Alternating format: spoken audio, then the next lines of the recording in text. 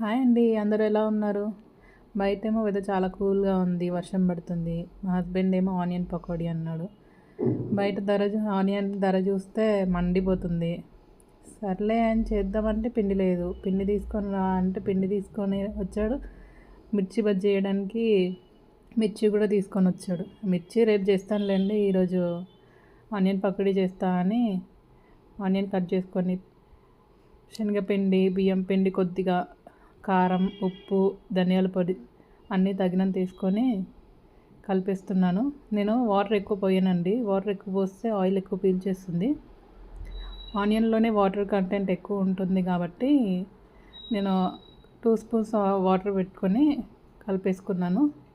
So పక్కనే బాండి పెట్టేసుకొని ఆయిల్ వేడి చేసేసుకున్నాను. ఆయిల్ వేసేస్తూ అయిపోయింది, రెడీ అయిపోయింది. చూడండి ప్లేట్లోకి తీసేసుకున్నాను.